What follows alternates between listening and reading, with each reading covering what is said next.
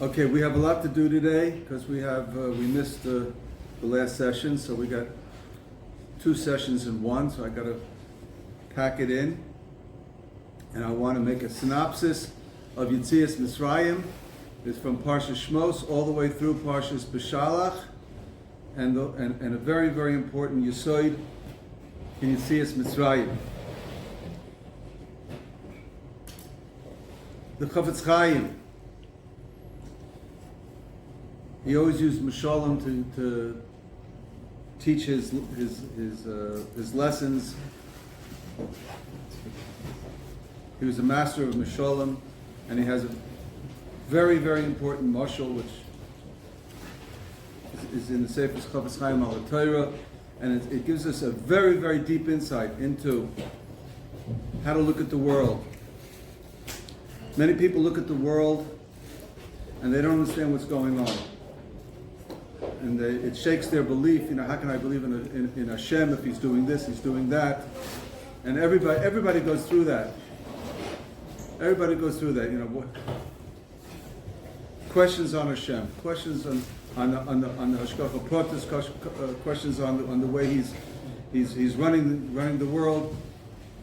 So the Chafetz Chaim gives a mashal of a country bumpkin, country guy. So he walks into a big shul, Shabbos morning. He's sitting there enjoying the Geshmak Minyan, and goes through Krisas and everything. So after Musaf, after the davening, so he goes over to the Gabbai, and he asks, I really enjoyed Shabbos here. It's a very nice davening, but I have a question. I don't understand what you did with the aliyahs in the Kriyas Torah. You called up first aliyah from the Mizrach, and from Ma'ariv, and from Dorim, and from Sofa, and it was all helter skelter. It wasn't like a Mesudar. Why don't you do things in proper order? The first week you call the first row, and the second week you call the second row, and everything's Mesudar, and everybody will get in his proper turn. He'll get an aliyah. Why'd you have to go all over the place? So you all know the teretz. The Gavai smiles at him. You come here for one Shabbos and you want to understand how this place has been running for 20 years. 3 weeks ago, I had to give the guy in the first row, I had to give him an aliyah because he had a yortzeit. And last week, the guy in the second row, he had a bar mitzvah, so I had to give him. And his uncle sits over there, so I had to give him an aliyah. And then this week, we had a special oifruf, so I had to call the guy from the back to give him his aliyah. So everybody, I have to keep cheshbon, everybody should get his aliyah in the time when he wants it. Now, according to you, nobody would get his aliyah when he wants it.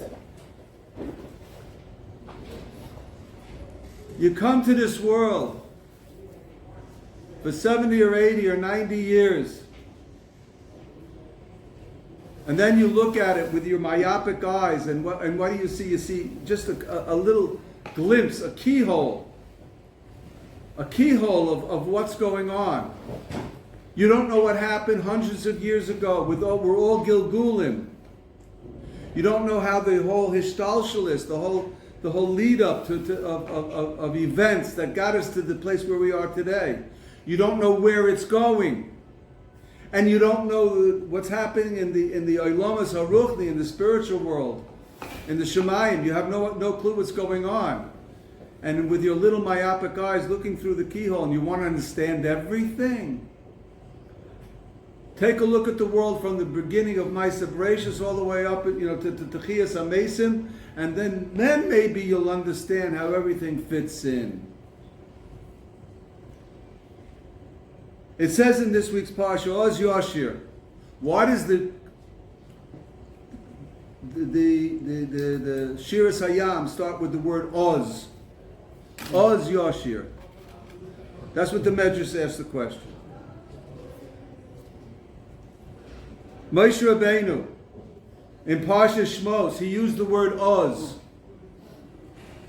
And it was a chet.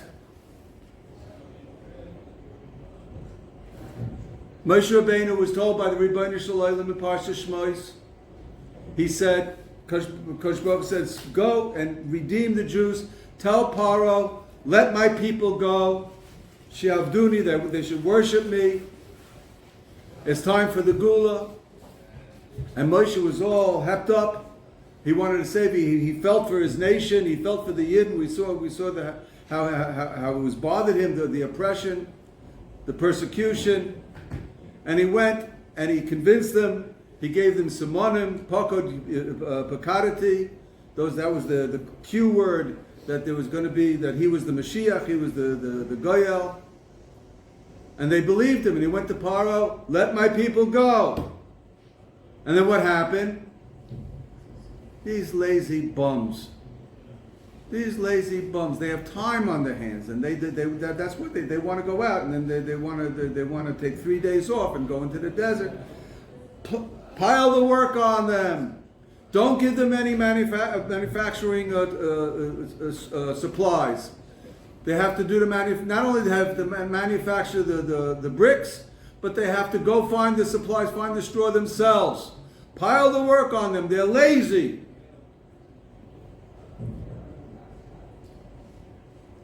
And it says, if you look in the Medrash, there was a 6-month delay. There was a 6-month delay. Nothing happened for 6 months. It says even, there's a question of whether Moshe actually went back to Midian for a while. Then he came back. But it was 6 months. And then Hashem said, go back to Paro. So he was going into Paro's palace, and the workmen, they were coming out begging Paro to let up, and Paro refused. And they saw Moshe. Ever since you came, things have only gotten worse. Moshe was devastated. He was devastated.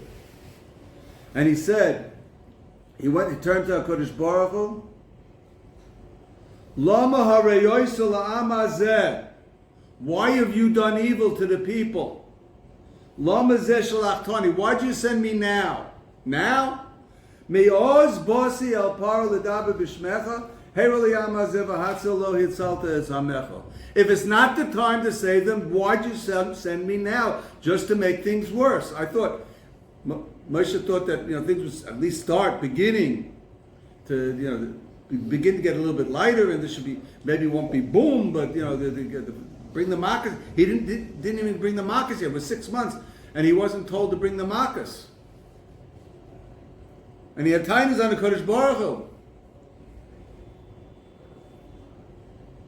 And the Kodesh Baruch Hu considered it a chet. V'yomer Hashem el Moshe, Ato tira esel Paro. Now you're going to see what I'm going to do to Paro. So Rashi brings down, Ato, now you're going to see what I'm going to do to Paro. But in Eretz Yisrael, with all the conquering the Eretz Canaan, you're not going to see. There was a gezerah now on Moshe, he would not get into Eretz Yisrael. Because of the chet, he complained. Lama haroisa, why'd you do evil to the people?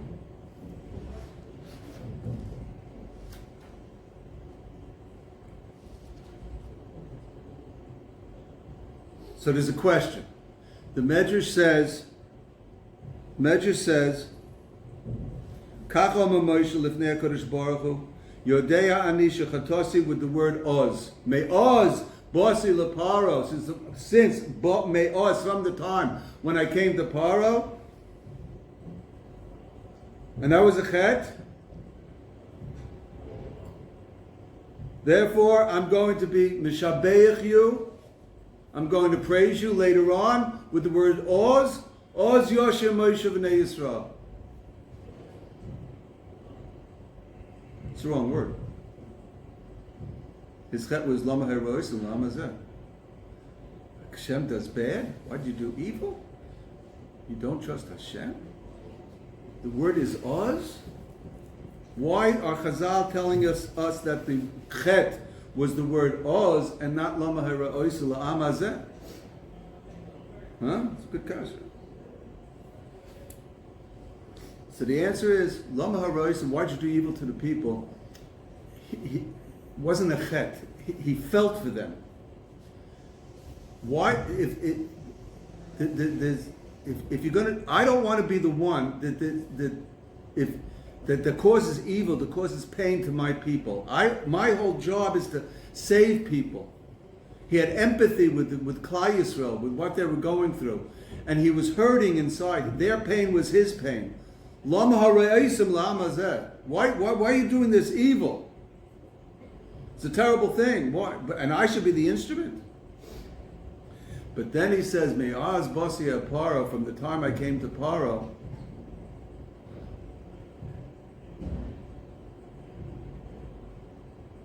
you sent me too early. I thought you were going to send me to redeem the people. You didn't send me to redeem the people.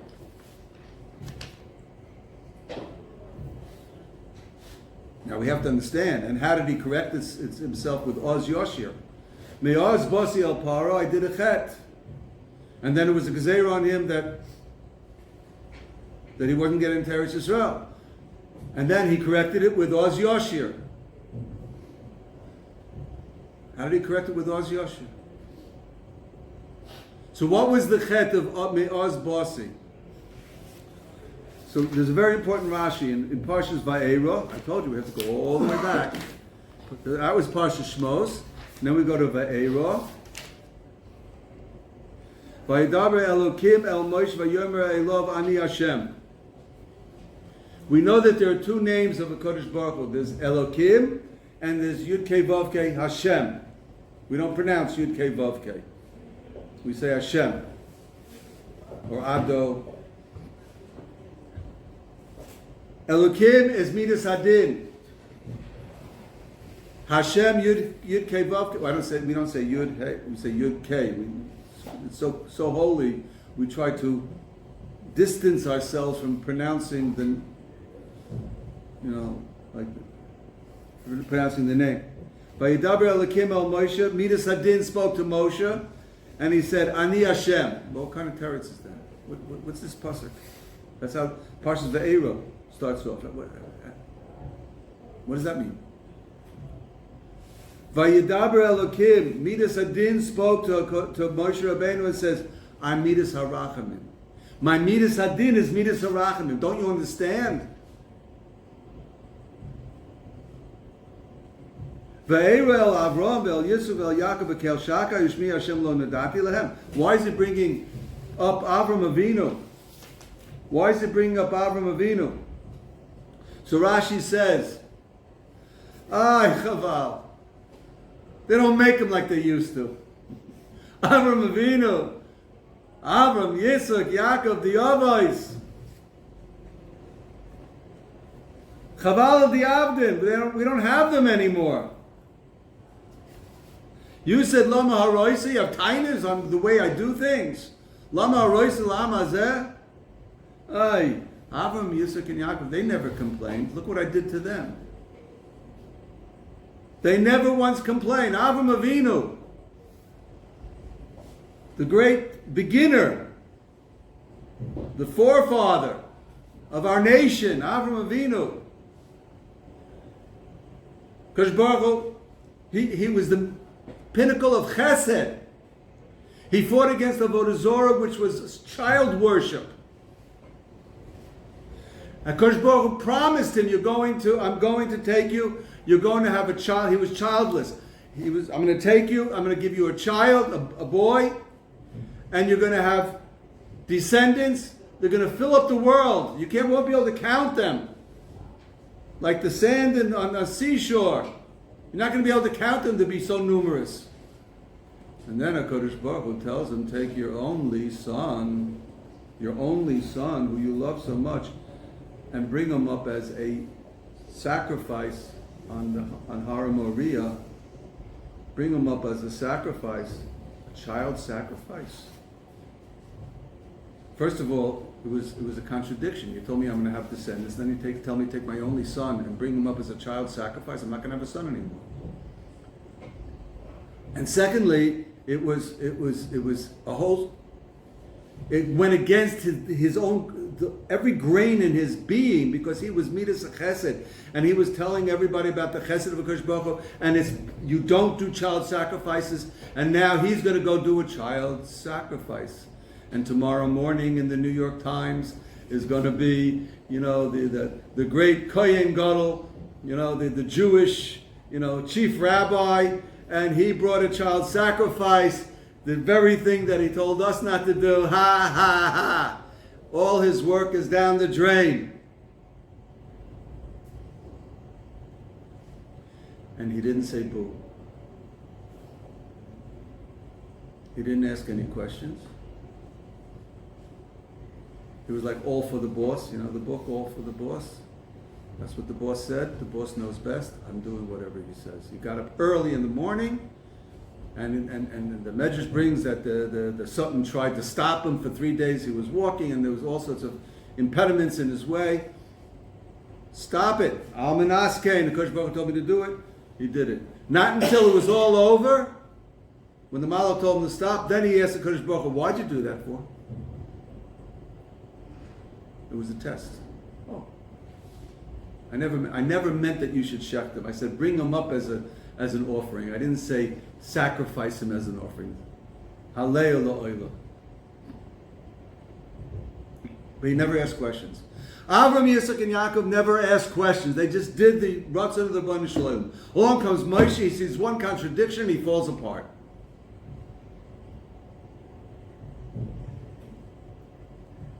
And what was the truth? What was the truth? What was Moshe's taina? I wanted the Yeshua to start immediately. I wanted the Yeshua to start immediately. And as soon as I came, it got worse. That's the Yeshua that you sent me for? The answer is yes. When was the Gezerah on Klal Yisrael? From the Bris Bein Besarim. From the Bris Bein Besarim until the Yetzias Mitzrayim, how many years was it? 210. What did the Kodesh Baruch Hu say in the Bris Bein Besarim? 400.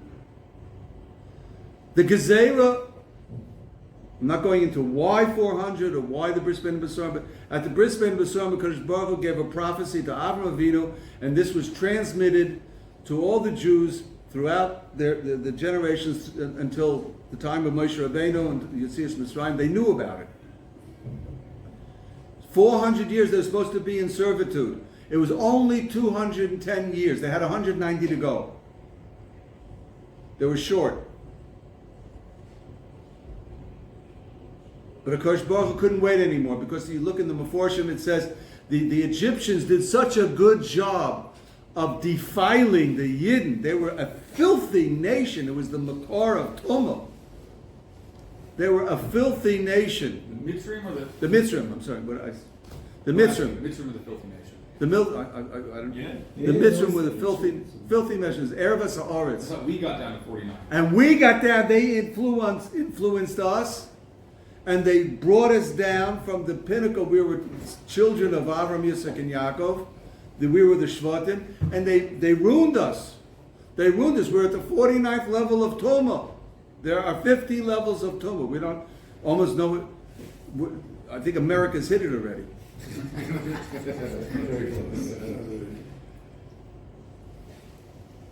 There's Nor Chaim. There's Nor Chaim in Parsha Shmos. It says the Jews could not. They were at the 49th level of Tumah.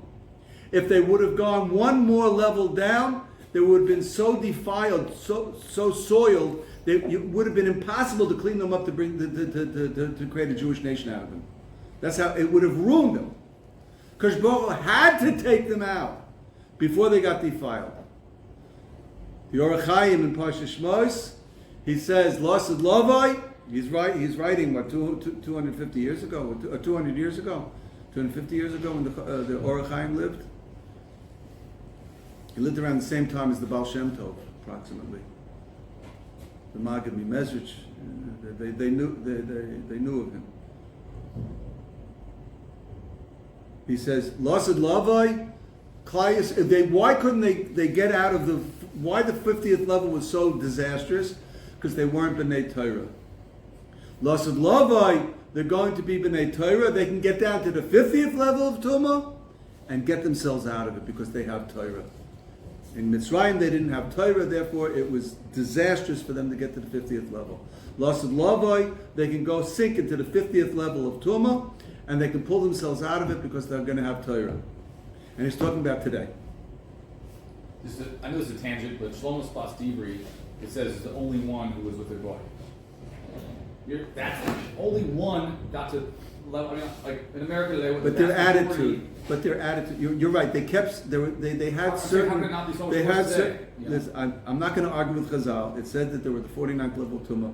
49th level of Tumah is not necessarily. It says in the Medrash. It says when they got to Kriyas Yamsuf that the Malach of Mitzrayim was arguing. Elu of the Avodah Zarah, Elu of the Avodah Zarah, Elu Megalei Arayis, Elu Megalei Arayis, Elu Roitzchim, Roitzchim, Elu Roitzchim. We don't know about such, but it was in their system had been defiled that it was already like you go a little bit more and it's all broken down. They had certain Gedorim that didn't allow it. It said they were showing themselves by not changing the levush, and they didn't change their names, and they didn't change their language. So they had certain fences around them, but one more level, and it would. So I'm asking, we did all that though. We don't have unique clothing. We don't have unique names. We don't have unique language. But we have Torah. We have Torah, and therefore the Torah is what keeps us pure. So that I'm saying, what I'm saying, you're asking a question, where do we see they're on the 49th level of Tumah? I'm quoting Chazal. Chazal say they're on the 49th level of Tumah. You have questions, where do we see it? Chazal say they were on the 49th level of Tumah, and their minds were schmutzed up. Their minds were being ruined. Even if you are civilized on the outside, but your mind is all filthy dirty.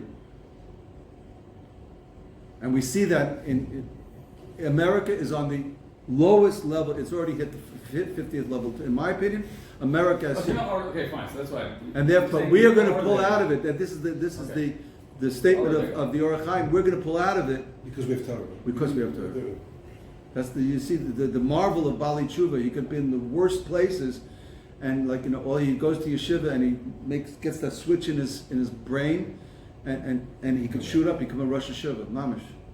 But even if you fall back down, you can still go back up because you have that. As long as you hold on to the Torah. Eitz Chaim Zikim Bo. It's an Eitz Chaim, it's life, it's an Eitz of life to those who hold on to it. Hold on to the Torah. Never give it up. Anyway, so they were about to fall into they were missing 190 years. You make a cheshbon, how much was the servitude?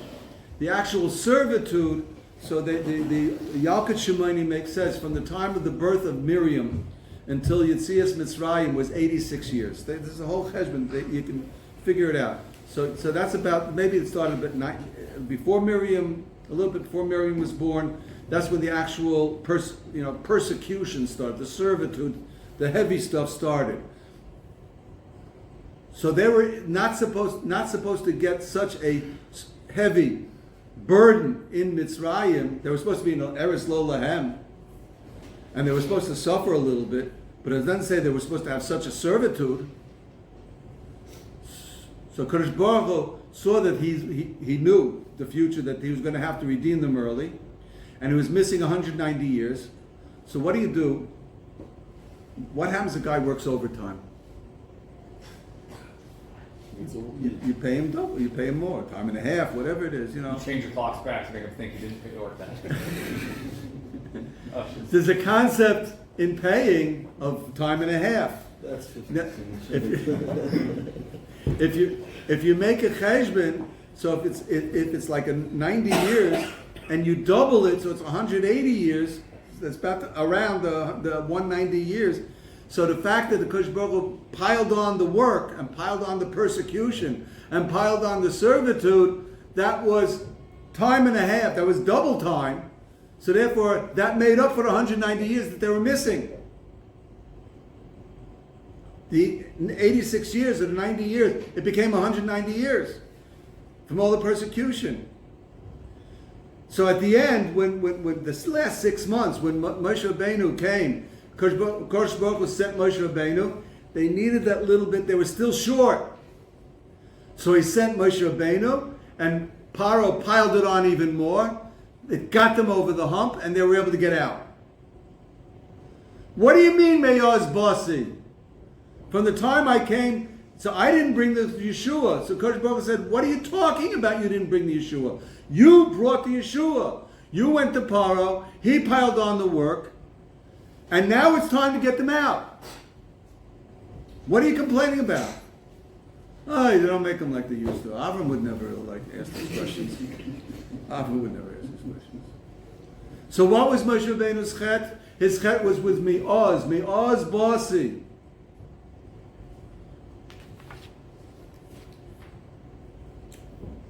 Now let's fast forward to Kriyas Yamsuf. Finally, they had the Eser Makas. They had the Eser Makas. Paro finally, first said, "Go, get out of here." He gave him just leave. You're destroying the country. Destroying the country. Go. They went out, and then Kodesh Baruch Hu says a very interesting thing.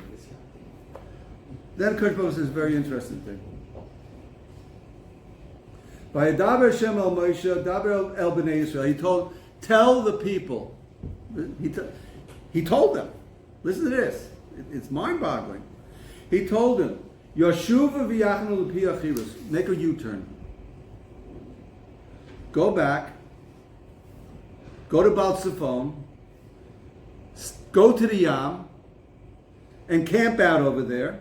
And Paro is going to say, Vayoma Paro l'Bnei Yisrael. He's going to say about the Bnei Yisrael. This is all HaKadosh Baruch Hu telling Moshe to tell the Klal Yisrael. Nevuchim hem ba'aretz. Sogar aleim. They're boxed in.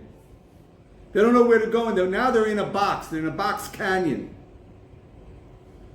V'chizakti is le Paro, and I'm going to harden Paro's heart, and he's going to be run after you. V'yichovda b'Paro b'chol chelo. I'm going to make a nest. V'yichovda, I'm going to be honored by the destruction of Paro and his whole army. V'yedu Mitzrayim ki ani Hashem v'yasu kain. And that's what they did. So he told them what he's doing. And they came back, they made a U-turn, they're stuck at the Yam. And then Paro hears about it, and he runs after them. Vayirdu from Mitzrayim achrayim, and they found him choydim al Yam, and he brought an army. Now, it was every able-bodied man in Mitzrayim. The Medrash, whether it's a Guzma or not, but the Medrash says was 9 million soldiers. It's hard for me to conceive of that. I can't wrap my head around 9 million, but it was an army. To end all armies, and they were bloodthirsty. They wanted to rip every Jew into 100 pieces. Kolsus rechel Paro barashav v'chelu v'chiros b'al tzvom. Uparo hikriv. The Yisrael B'nai Yisrael say name. They lifted up their hands and they saw Mitzrayim noisei achrayim. Mitzrayim is coming after them. Vayiru me'oid. Doesn't say they were afraid. Listen, if the pasuk says they were very afraid, then the pasuk means they were very afraid. Vayiru ma'od. The Yitzhako B'nai Yisrael al Hashem. Now they had just been told.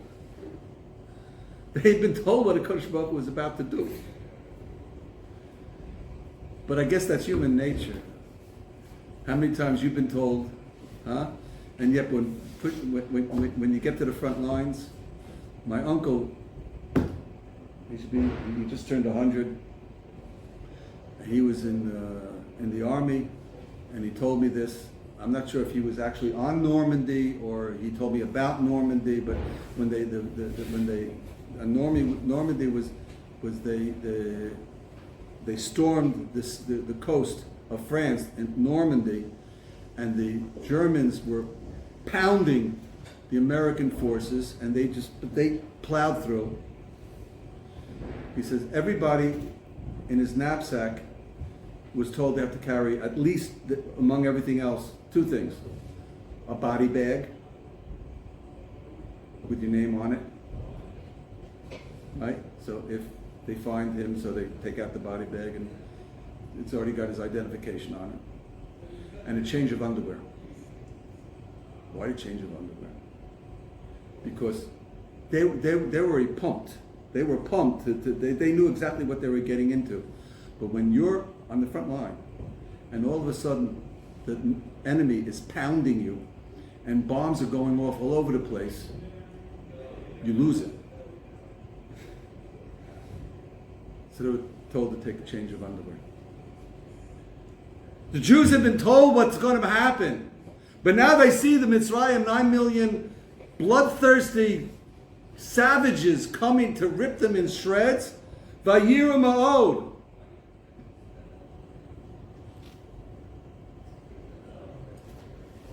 Vayisu es. Now it's very interesting. V'hine Mitzrayim noisea achreihem. Now you know a little bit of Hebrew. It should be Mitzrayim noisim achreihem. Plural. It doesn't say that. It says Mitzrayim noiseya, singular. So the Medrash says, they lifted up their eyes, vayisu es einehem, and they saw the Malach. Kodesh Baruch Hu gave them a vision. Gave them a vision. I've never seen a Malach. But they say, Manoach, by Shimshon, he saw a Malach. He didn't realize it was Malach. He thought it was a Novi, a sage, and telling him about his son being a Nazir, and then he offered a korban, and all of a sudden he rises up in the smoke of the korban. I'm dying. That's what Manoach said. I'm dying. I'm going to die. I saw Hashem. I'm going to die. His wife had to calm him down. You see a Malach, it's not like, in the movies, like, oh, I saw a Malach. You see a Malach, you die of fright. And they saw not just the Malach, every Sar, every nation has a Sar, has a guardian angel over that nation. And there's a Sar of Edom, and a Sar of Yishmael, and there's a Sar over Mitzrayim. The Sar of Mitzrayim was coming at them. They saw the Sar was, not only the people were doing battle, but the Sar, the angel, the guardian angel, was doing battle with them. They're lost. There's no way out of this.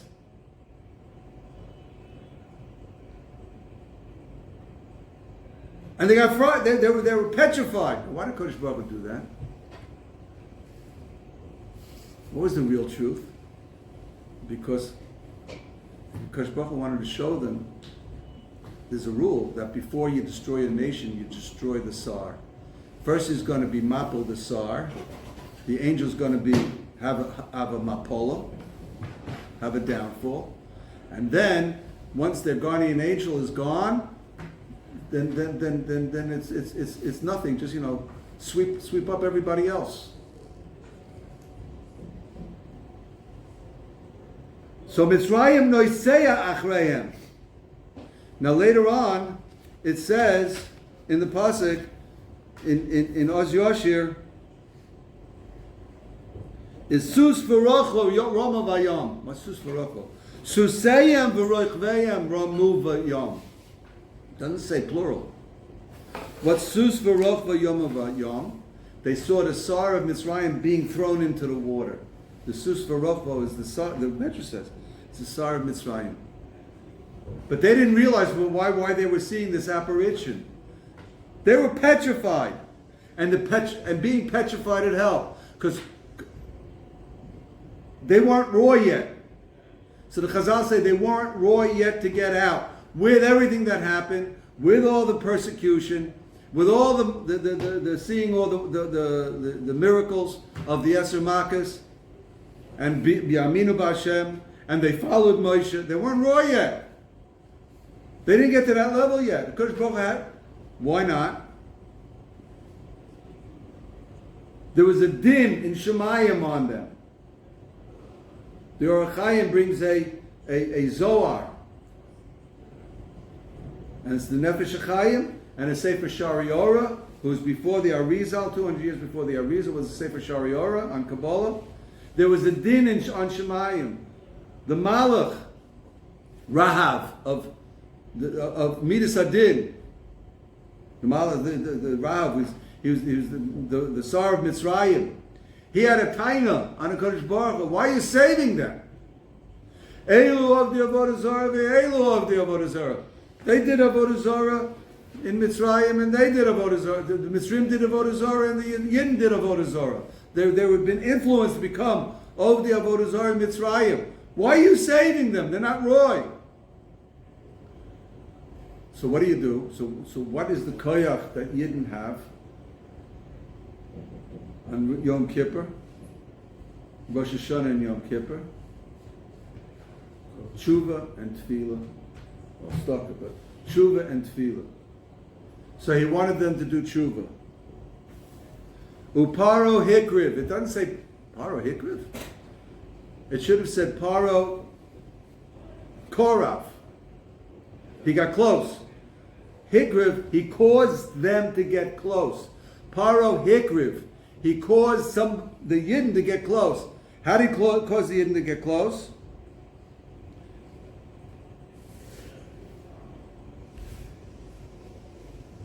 Shehikriv es Yisrael the Tshuva. They all of a sudden did Tshuva. On the spot. They saw Paro coming. They saw Mitzrayim coming with the Malach. They were so petrified. They did Tshuva on the spot. Amar of Barachia. Yofa Hayasa Krovis Paro the Yisrael. It was the best Tshuva. More than Meyat Somos of Tefillah. V'yitzaku el Hashem. And they prayed. They davened. V'yitzaku. They screamed out to Hashem. So what would you expect? Great. It's done. And that's what Kodesh Baruch Hu said to Moshe. Moshe told the people, Al tiru, don't worry. Hitzyatzim, stay here, keep davening. Uru Yeshuas Hashem, you don't have to do anything, and the Kodesh Baruch Hu, He's going to take care of it. You'll see Yeshuas Hashem, Asher Yaseh Lechem Hayom, because you'd see today, Mitzrayim today, you're not going to see them again. It's over. Hashem Yilachem Lechem V'yatem Tachrishu. You can be quiet, and Hashem's going to do the work. Then Vayomer Hashem El Moshe Matitzakalai. Why are you screaming? Why are you davening? Moshe was davening. Klai Yisrael was davening. Why are you davening? Daber b'nei Yisrael v'Yisrael. Tell Klai Yisrael to go. And you should lift up your mata, put your hand over the water, and the water will split. So there's a machloikis. The Targum Unklis and the Targum Yonason ben Uziel. What does it mean, Matitzakalai? Moshe, and Rashi brings down, Moshe, stop davening. I heard their davening, it's answered. Now it's up to me, it's not up to you, it's not up to your davening, it's up to me. Their tefillahs are answered. Lift up your staff and split the water. They can go now. The nest is going to happen. So according to Rashi, and according to Targum Unklis, and according to Targum Yonason, Targum Unklis, Targum Yonason, these are Tanoim.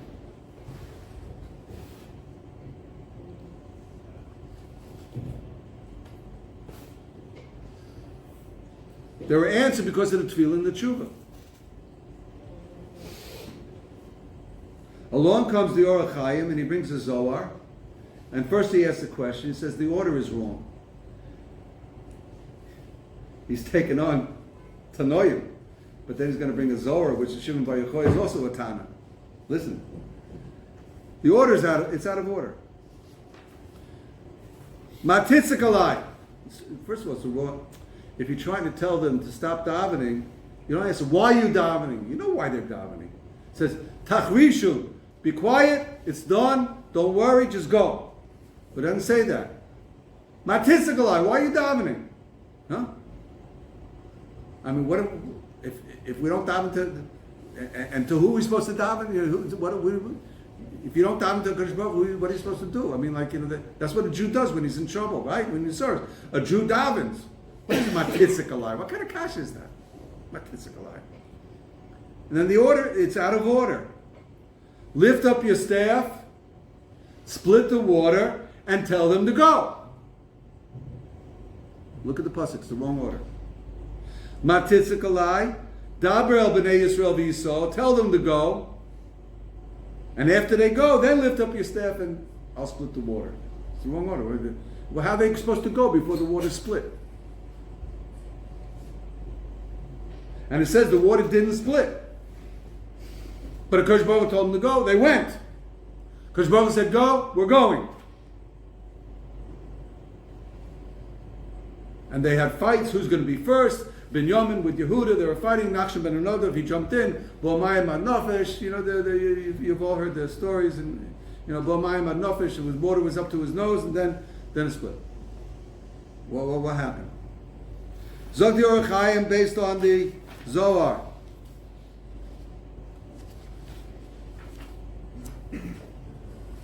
There was a din in Shemayim. And the Midas Hadin was so strong. It says in the pasuk, Vayisa Malach Elokim. One second. I just told you there's a difference between Hashem Yud Kei Vav Kei and Elokim. Elokim is Midas Hadin and Yud Kei Vav. It should be Malach Hashem. What was the Malach that was surrounding them? It should have been Malach of Midas Arachamim. What is this Malach Hashem? Malach Elokim. Malach Elokim? A Malach of Midas Hadin? Zokti Zohar, the Midas Hadin was so strong because they weren't there yet. And their tshuva and their tefillah, it didn't work because the tshuva and tefillah can only work up until Shemayim. And in Shemayim there's Midas HaMishpat. There's a fight, there's a battle between Midas HaRachman and Midas Hadin. There's a battle. And Midas Hadin was misgaber, was stronger.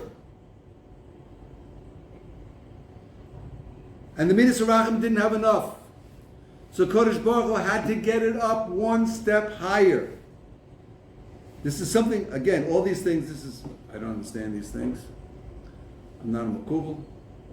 But we sing on Shabbos, Shemei Shemayim Eretz. What's the Shemei Shemayim? The Shemayim. What's Shemei Shemayim? The Shemayim and the Shemei Shemayim. What's Shemei Shemayim? So there's two different levels. There's Eser Sfiros, which is connected. The 7 Rakiyas are connected. The Eser Sfiros with the 7. So there's 7, and then there's 3, right? You know how it is. There's 7 Sfiros, but above that is another 3. So the Shemayim is the 7 Rakiyas, right? 7 heavens, 7 Rakiyas. But above that are even higher. There's another set of called Shemei Shemayim, where the Keser is. The Keser is that's all the way up there. Now in Keser, Midas Hadin has no shlita in Keser. Again, I don't know what I'm talking about. I'm telling you what it says in the Sefer Shari Ora, which is at the time was written at the time of the Balaturim, son of the Rush. So he was right after Rishonim. And he was Makubal before the 200 years before the Arizal. And he wrote a Sefer Shari Ora, and he says all this, that they had to get, and the Gra brings this down, they had to get to above Shemayim and get into Shemei Shemayim, where in Shemei Shemayim, the Midas Hadin has no Shlita.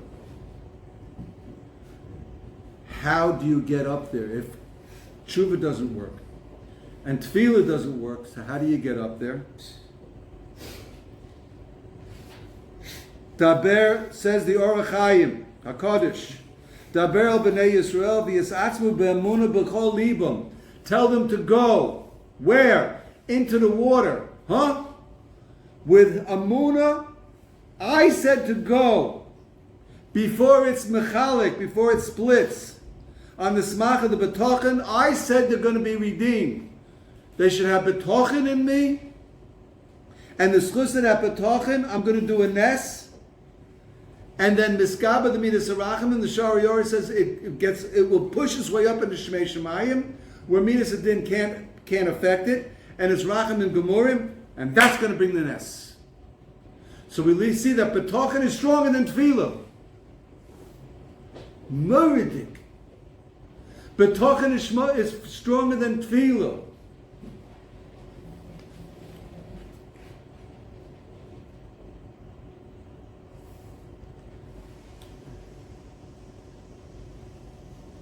And this is where the Nefesh HaChaim, he brings down, he doesn't say the Or HaChaim, but he brings down the whole thing. If they're going to be in Toikef, Amunah, and Bitachon, and they go straight into the Yam, their Bitachon will cause the Yam to split. Because there's a klal, Hashem silcha yad yaminecha. Hashem shomecha, Hashem silcha yad yaminecha. What's it say? Hashem is at sale. If you wave at the sale waves back at you. If you frown at the sale, the shadow frowns back at you. It's tit for tat. If you totally rely on your tzel, if you totally rely, HaKadosh Baruch Hu is selcha. If you rely, have total bitachon on HaKadosh Baruch Hu, He will respond with giving you a response to that total bitachon. And this is the shame that that Kodesh Baruch Hu told Moshe Rabbeinu, what name should I tell them? When we find a name in Parsha Shmos, we don't find anywhere else. Ekia Asher Ekia. And the Meforshim say that's Ekia, I will be. What do you mean? I will be what they will be. Ekia Asher Ekia. I will be what they will be. I will be what I will be. According to what they are, that's what I will be. Hashem Selcha Yad Yaminecha. That's what Hashem is. This is Did Am Yisrael really have bitachon at that time? Because it was dafka There are only until levels. Nachman There are levels. There are the levels. shliach. Yeah. But they followed. They all. He opened up the He, path. he broke through. I mean, right. Everybody's on a different level. So They weren't in all- his schools that we have Not a bitachon. schools. Not a school. They had the bitachon, but sometimes you have to break through that mental barrier. And That's he the way broke to through the the mental water. barrier, and He Catalyst. the catalyst. Not the schools, the catalyst. But they had it. And bitachon is levels. There's not one level of bitachon. The guy walks into the office, I had a bad, he hears he's got a bad, the contract is bouncing on him, or the workers and everything. All right, I have to have bitachon. Right, you have to have bitachon. He said, he means it, but it doesn't, Bitachon is demonstrated to Masim. it's how much do you really trust?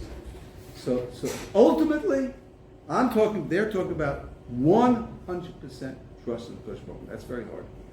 Like we see, Kodesh Baruch Hu told them what's going to happen, but the Am, and then what happened? As soon as they see the hordes of the bloodthirsty Mitzrayim coming after them, they lost it. And they forgot. They forgot what Kodesh Baruch Hu just told them, right? And that happens. Like you could be ready, prepared for something, and then but when push comes to shove, all of a sudden you're on the front line. Where's your bitachon? I experience that every day. Yeah.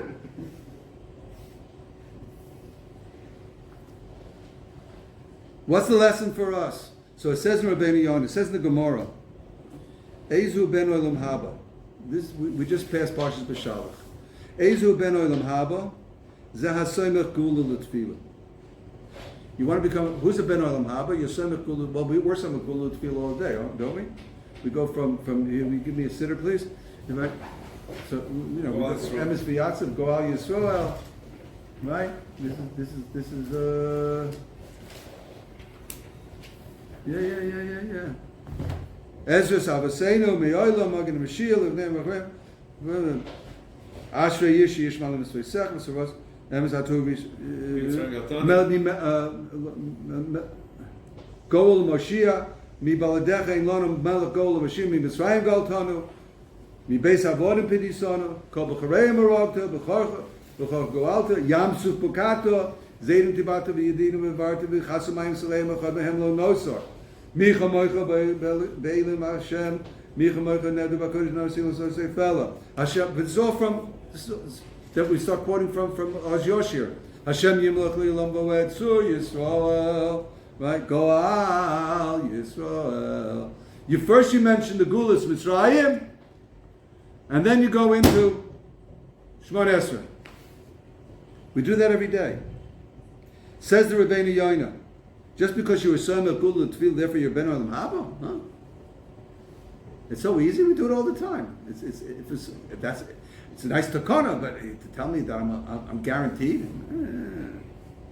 Kasha Mazkir Gulas Mitzrayim U'Maspal Miyad. If you mention Gulas Mitzrayim, I mean, think about it. You have to think about Gulas. Don't just daven it up kedavent.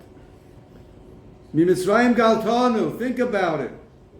Mi Chamoicha Be'elam Hashem. Hashem Yimlech Le'olam V'ed. He's Marash, he's Botech, just like they were Botech and Hashem. I'm showing that I'm Botech and Hashem with my tefillah. Because I need things. Oh, do we need things?